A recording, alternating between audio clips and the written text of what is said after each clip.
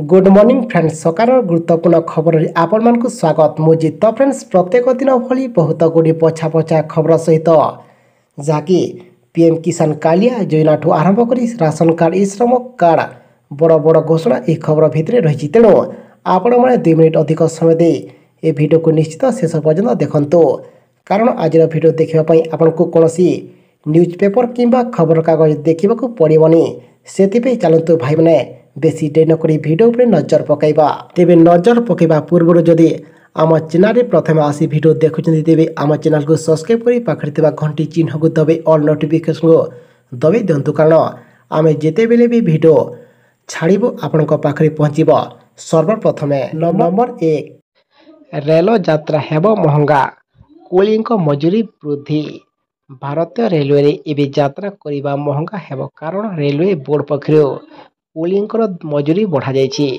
बहु वर्ष पर रेलवे बोर्ड पक्षर यह पदक्षेप ग्रहण कर कुलींकर आर्थिक स्थितिर सुधार पर एभली निष्पत्ति रेलवे बोर्ड पक्षर नि रेलवे बोर्ड पक्षर कुली मध्य रेल कर्मचारी भली सुविधा सुजोग प्रदान करा जाउछि। प्राय 5 वर्ष पर रेलवे बोर्ड सामग्री परिवहन करुवा कुलींकर मजूरी वृद्धि करा जाइछि। देशर समस्त 68 रेलवे डिविजन यह लागू करा जिवो एवं नया नियम अनुसार कुली को एवं 40 किलोग्राम अधिक ओजनर सामग्री परिवहन पर 340 टंका मजूरी देवाकू पड़िबो। पूर्व यह 250 टंका थिला। परवर्ती खबर समस्त रोगी सरकार को बड़ झटका देश में आज अनेक नियम परिवर्तन होगा सह अनेक सामग्री दाम रे बड़ परिवर्तन देखा मिली। तेबे कहार दाम बढ़ुची तो कहार दाम कमुची। तेबे आज रोषे गैस सिलिंडर सस्ता होइछि एवं अन्य गोटे औषध दाम बढ़िबारु लोकंकु किंबा समस्त रोगी को बड़ झटका लगी। आज 500 रु अधिक औषध महंगा होइछि। परवर्ती खबर टंका लेन देन को नहीं खुशी खबर आनिले केंद्र सरकार। शीघ्र आपण यूनिफाइड पेमेंट इंटरफेस यूपीआई माध्यम आपणक बैंक अकाउंट रे नगद टंका जमा करिबारु समर्थ हेबे। एने गतकाली भारतीय रिजर्व बैंक आरबीआई रो मुद्रा नीति कमिटी एमपीसी बैठक रे आरबीआई रो गवर्नर शक्तिकांत दास यह सूचना दैछंती। से कहचंती यूपीआई रो लोकप्रियता सह ग्रहणीयता को दृष्टि रखी वर्तमान यही माध्यम नगद जमा सुविधा प्रदान प्रस्ताव रखा जाइछि। परवर्ती खबर समस्त कृषकों पर खुशी खबर आसंता सप्ताह अकाउंट को आसिबो टंका। आसला सबुठ बड़ खबर कृषकों पर एक खुशी खबर रही जहाँ कृषक मैंने जाना उचित। आसंता सप्ताह बैंक अकाउंट रे टंका आसिबो। यह अनेक लोकों को आश्वस्ति प्रदान करिबो।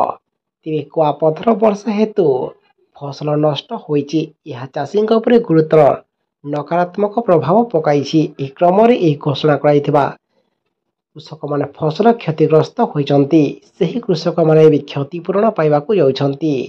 कृषि विभाग सूत्ररू प्रकाश जी फसल क्षयक्षति पर कृषक मान को क्षतिपूरण देवाकू निर्वाचन कमिशन अनुमति दैछंती।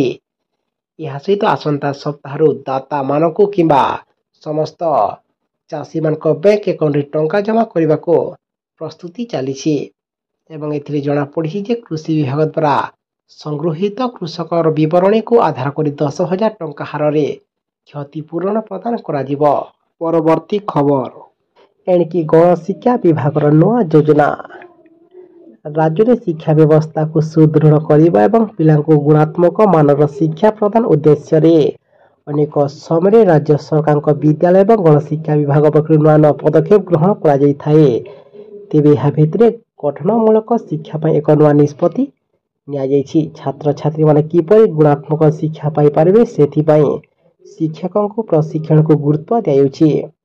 तेबे शिक्षकों गठनमूलक शिक्षा कार्यपंथा उपर 4 दिनिया कर्मशालार आयोजन करा विज्ञान और गणित शिक्षक तालीम नेबे। परवर्ती खबर यही 9टी स्टेशन सुलभ मूल्य रे खाद्य प्रदान करिबो। ईस्ट कोस्ट रेलवे कम खर्च रे यात्रा करिथिबा यात्री मानक पई एक बड़ खुशी खबर रही। भारतीय रेलवे सहित Bharat rail catering and tourism corporation IRCTC यात्री मानक विशेषकर संरक्षित कोच रे थिबा यात्री मानक सुलभ मूल्य रे स्वच्छता एवं ସଂସ୍କାରମୂଳକ ପ୍ରଦାନ କରୁଥିବା ଏକ ନୂତନ ପଦକ୍ଷେପ ସହିତ ସେବା ଯୋଗାଇବା ପାଇଁ ପଦକ୍ଷେପ ନେଇଛି। ଏହି କାର୍ଯ୍ୟକ୍ରମ ଗ୍ରୀଷ୍ମ ମାସରେ ଯାତ୍ରୀମାନଙ୍କ ଯାତାୟାତରେ ବୃଦ୍ଧି ଘଟିବ ବୋଲି ଅନୁମାନ ମଧ୍ୟ କରାଯାଇଛି। ତେବେ ସମ୍ବଲପୁର, ଟିଟିଲାଗଡ଼, ବଲାଙ୍ଗୀର, ସମ୍ବଲପୁର ଡିଭିଜନର କଣ୍ଟାବାଞ୍ଜି ଏବଂ ୱେଲ୍ଟିୟାର ରେଳ ବିଭାଗର ବିଶାଖାପଟ୍ଟନମ ଏବଂ ଶ୍ରୀକାକୁଲମ ରେଳ ଷ୍ଟେସନରେ ଏହା ମଧ୍ୟ ଉପଲବ୍ଧ ରହିଛି, ଯାହାକି ଏହା ସୁଲଭ ମୂଲ୍ୟରେ ଖାଦ୍ୟ ପ୍ରଦାନ କରିବ। ଇଷ୍ଟ କୋଷ୍ଟ ରେଲୱେ। ପରବର୍ତ୍ତୀ ଖବର, ରାସନ କାର୍ଡଧାରୀଙ୍କ ପାଇଁ ଖୁସି ଖବର। ସରକାର ରାସନ କାର୍ଡ ମାଧ୍ୟମରେ ଦେଶର ବହୁ ସଂଖ୍ୟକ ଗରିବ ଲୋକଙ୍କୁ ମାଗଣା ରାସନ ଯୋଗାଉଛନ୍ତି। କିନ୍ତୁ ଅନେକ ଥର ଯୋଗାଇ ଦେଖାଦେଉଛି ଯେ ଗୋଟିଏ ସହରରୁ ଅନ୍ୟ ସହରକୁ ସ୍ଥାନାନ୍ତରିତ ହେବା ପରେ ଠିକଣା ବଦଳିବା ହେତୁ ବହୁ ସଂଖ୍ୟକ ଲୋକ ମାଗଣା ରାସନ ପାଇପାରୁନାହାନ୍ତି। ଖୁବ୍ କମ୍ ଲୋକ ଜାଣିଛନ୍ତି ଯେ ଆଧାର ମାଧ୍ୟମରେ ମଧ୍ୟ one nation one ration card ଅଧୀନରେ ହିତାଧିକାରୀମାନେ ଯେକୌଣସି ତଥ୍ୟ କିମ୍ବା ଯେକୌଣସି ରାଜ୍ୟ ତଥା ସହରକୁ ଯାଇ ମାଗଣା ରାସନର ଲାଭ ପାଇପାରିବେ। ତେବେ ମାଗଣା ରାସନ ପାଇବା ପାଇଁ ଆଧାରକୁ ଅପଡେଟ୍ ରଖନ୍ତୁ। ୟୁଆଇଡିଏଆଇ ଆଧାର ପ୍ରଦାନ କରୁଥିବା ସରକାରୀ ସଂସ୍ଥା ସୋସିଆଲ ମିଡିଆ ହ୍ୟାଣ୍ଡେଲରେ ଏହି ସୂଚନା ଦେଇଛି। ଏଥିପାଇଁ ହିତାଧିକାରୀଙ୍କୁ ତାଙ୍କର ଆଧାର କାର୍ଡ ଅପଡେଟ୍ ରଖିବାକୁ ପଡ଼ିବ। ଆଧାର ଅନଲାଇନରେ କିମ୍ବା ନିକଟସ୍ଥ ଆଧାର କେନ୍ଦ୍ର ପରିଦର୍ଶନ କରି ଅପଡେଟ୍ ହୋଇପାରିବ। ପରବର୍ତ୍ତୀ ଖବର, ଗ୍ରୀଷ୍ମ ପ୍ରବାହ ପ୍ରତି ସତର୍କ ରହିବାକୁ ଏସ୍ଆର୍ସିଙ୍କ ନିର୍ଦ୍ଦେଶ। ଚଳିତ ବର୍ଷ ଗ୍ରୀଷ୍ମ ପ୍ରବାହକୁ ଆଖିଆଗରେ ରଖି ବିଭିନ୍ନ ବିଭାଗ ଭିତରେ ସମନ୍ୱୟ ରକ୍ଷା ପୂର୍ବକ କିପରି ଏହାର ପ୍ରତିକାର ଏବଂ ମୁକାବିଲା କରାଯାଇପାରିବ ଏ ସମ୍ପର୍କରେ ସ୍ୱତନ୍ତ୍ର ରିଲିଫ୍ କମିଶନର ସତ୍ୟବ୍ରତ ସାହୁଙ୍କ ପକ୍ଷରୁ ସମସ୍ତ ବିଭାଗକୁ କାର୍ଯ୍ୟାନୁଷ୍ଠାନ ଗ୍ରହଣ କରିବା ପାଇଁ ନିର୍ଦ୍ଦେଶ ଦିଆଯାଇଛି। ପଞ୍ଚାୟତିରାଜ ଏବଂ ପାନୀୟ ଜଳ ଯୋଗାଣ ବିଭାଗ ଏବଂ ଗୃହ ନିର୍ମାଣ ଓ ନଗର ଉନ୍ନୟନ ବିଭାଗ ପକ୍ଷରୁ ବିଭିନ୍ନ ଗ୍ରାମ, ପଡ଼ା ଏବଂ ୱାର୍ଡରେ ଜଳ ସଙ୍କଟ ଥିବା ଅଞ୍ଚଳକୁ ଚିହ୍ନଟ କରିବା ସହ ପାନୀୟ ଜଳ ଯୋଗାଣ ସୁନିଶ୍ଚିତ କରିବା ପାଇଁ ୱାଟର ଟ୍ୟାଙ୍କର ମାଧ୍ୟମରେ ଜଳ ଯୋଗାଇ ଦେବାକୁ କୁହାଯାଇଛି। ପରବର୍ତ୍ତୀ ଖବର, ଯାହାକି ସାଇବର ଅପରାଧ ରୋକିବାକୁ ବଡ଼ ନିଷ୍ପତ୍ତି ନେବାକୁ ଯାଉଛନ୍ତି ସରକାର। 20 ଲକ୍ଷ ମୋବାଇଲ ନମ୍ବର କାଗଜପତ୍ର ଯାଞ୍ଚ ହେବା ନେଇ ସୂଚନା ଦେଇଛନ୍ତି ଆଇଟି ସଚିବ। ପରବର୍ତ୍ତୀ ଖବର, ସମସ୍ତ ଚାଷୀଙ୍କୁ ମିଳିବ 3000 ଟଙ୍କା। ଦେଶର କୃଷକମାନଙ୍କୁ ଆର୍ଥିକ ସହାୟତା ଯୋଗାଇ ଦେବା ପାଇଁ କେନ୍ଦ୍ର ସରକାରଙ୍କ ତରଫରୁ ବିଭିନ୍ନ ଯୋଜନା ପ୍ରଣୟନ କରାଯାଇଛି। ତେବେ ଏହି ଯୋଜନା ଭିତରେ ପିଏମ୍ କିଷାନ ଯୋଜନା ବେଶ ସହାୟକ ପାଲଟିଛି। ଏହି ଯୋଜନା ଅଧୀନରେ ପ୍ରଧାନମନ୍ତ୍ରୀ ମୋଦି ଡିଡିପି ଜରିଆରେ 8 କୋଟି କୃଷକଙ୍କ ଆକାଉଣ୍ଟକୁ ଯୋଜନାର 16ତମ କିସ୍ତି ଟଙ୍କା ଟ୍ରାନ୍ସଫର କରିଛନ୍ତି। ତେବେ ଏହି ଯୋଜନା ପରେ ମଧ୍ୟ ଚାଷୀମାନେ 3000 ଟଙ୍କାର ପେନସନ ଉପହାର ପାଇପାରିବେ। ଖୁବ୍ ଶୀଘ୍ର ଏହି ଯୋଜନା ସେମାନଙ୍କ ଆକାଉଣ୍ଟକୁ ଟ୍ରାନ୍ସଫର କରାଯିବ ବୋଲି ଜାଣିବାକୁ ମିଳିଛି। ତେବେ ପ୍ରଧାନମନ୍ତ୍ରୀ କିଷାନ ଯୋଜନା ସହିତ ପ୍ରଧାନମନ୍ତ୍ରୀ ମାନ-ଧନ ଯୋଜନାରେ ମଧ୍ୟ ସରକାର ଆରମ୍ଭ କରିଛନ୍ତି। ଏହି ଯୋଜନାରେ ମଧ୍ୟ କୃଷକମାନଙ୍କୁ ସରକାରଙ୍କ ତରଫରୁ ଆର୍ଥିକ ସହାୟତା ଯୋଗାଇ ଦିଆଯିବ। ପିଏମ୍ ମାନ-ଧନ ଯୋଜନା ଅନୁଯାୟୀ କୃଷକମାନଙ୍କ ଆକାଉଣ୍ଟକୁ ପ୍ରତି ମାସ ପେନସନ ଆକାରରେ 3000 ଟଙ୍କା ଲେଖାଏଁ ଟ୍ରାନ୍ସଫର କରାଯିବ। ପରବର୍ତ୍ତୀ ଖବର, ଆସନ୍ତା ଏହି ତାରିଖରେ ଚନ୍ଦ୍ରକୁ ଯିବେ ଭାରତୀୟ ମହାକାଶ ଗବେଷଣା ସଂଗଠନ ଇସ୍ରୋର ମୁଖ୍ୟ ଏସ୍ ସୋମନାଥ ଚନ୍ଦ୍ରୟାନ-4କୁ ନେଇ ବଡ଼ ବୟାନ ଦେଇଛନ୍ତି।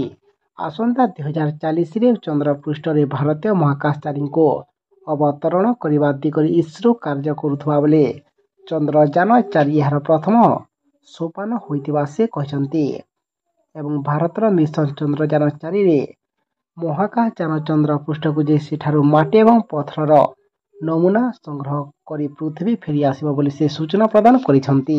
ପରବର୍ତ୍ତୀ ଖବର, ଆସିଲା ପୁଣି ପିଏମ୍ କିଷାନ ଯୋଜନାକୁ ନେଇ ବହୁତ ବଡ଼ ଖୁସି ଖବର। ଗରିବଙ୍କ କଲ୍ୟାଣ ପାଇଁ ବିଭିନ୍ନ ପ୍ରକାର ଯୋଜନା ଆରମ୍ଭ କରିଛନ୍ତି କେନ୍ଦ୍ର ସରକାର। ଏହି ତାଲିକାରେ ପ୍ରଧାନମନ୍ତ୍ରୀ କିଷାନ ବିକାଶ ପତ୍ର ଯୋଜନା, ସମ୍ମାନ ନିଧି ଯୋଜନା ଏବଂ କିଷାନ ସମୃଦ୍ଧି କେନ୍ଦ୍ର, କିଷାନ କ୍ରେଡିଟ୍ କାର୍ଡ ଏବଂ ପ୍ରଧାନମନ୍ତ୍ରୀ କୃଷି ସିଞ୍ଚନ ଯୋଜନା ସାମିଲ ଅଛି। ଏହିସବୁ କୃଷକ ଯୋଜନା ମାଧ୍ୟମରେ ବିଭିନ୍ନ ଠାରୁ କିମ୍ବା ବିହନଠାରୁ ଆରମ୍ଭ କରି ଚାଷୀଙ୍କୁ ଅନ୍ୟାନ୍ୟ ଋଣ ମଧ୍ୟ ପ୍ରଦାନ କରାଯାଉଛି ଏବଂ ତା ସହିତ ଏହି ଯୋଜନା କିମ୍ବା ପିଏମ୍ କିଷାନ ଯୋଜନା ମାଧ୍ୟମରେ ପୁଣି ପରବର୍ତ୍ତୀ କିସ୍ତି ଟଙ୍କା ଯଥାଶୀଘ୍ର ସମସ୍ତ କୃଷକଙ୍କ ଆକାଉଣ୍ଟକୁ ହସ୍ତାନ୍ତର କରିପାରନ୍ତି ବୋଲି ଏବେ ମିଡିଆ ରିପୋର୍ଟରେ ସୂଚନା ମିଳିଛି, ଯାହାକି ଯଥାଶୀଘ୍ର ନିର୍ବାଚନକୁ ଦୃଷ୍ଟିରେ ରଖି ସରକାର ଏଥିରେ ଯେକୌଣସି ତାରିଖରେ ଟଙ୍କା ଦେବାଟା ପୁଣି ଆନାଉନ୍ସ କରିବେ ବୋଲି ବିଶେଷ ସୂତ୍ରରୁ ଜଣାପଡ଼ୁଛି। ସେଥିପାଇଁ ଆମେ ଆପଣଙ୍କୁ ଅନୁରୋଧ କରୁଛୁ କି ଆପଣମାନେ ଆମ ସହ ସଦା ସର୍ବଦା ଯୋଡ଼ି ହୋଇ ରହିଥାନ୍ତୁ। କାହିଁକିନା ଯେଉଁଦିନ ସରକାର ଟଙ୍କା ଦେବାଟା ଘୋଷଣା କରିବେ ଆମେ ଆପଣଙ୍କୁ ଆଉ ଗୋଟେ ଭିଡ଼ିଓ ମାଧ୍ୟମରେ ଆମ ଚ୍ୟାନେଲ୍ ମାଧ୍ୟମରେ ଆମେ ଆପଣଙ୍କୁ ଜଣାଇଦେବୁ। ତାକୁ ଦେଖି ଆପଣମାନେ କନଫର୍ମ ହୋଇଯିବେ।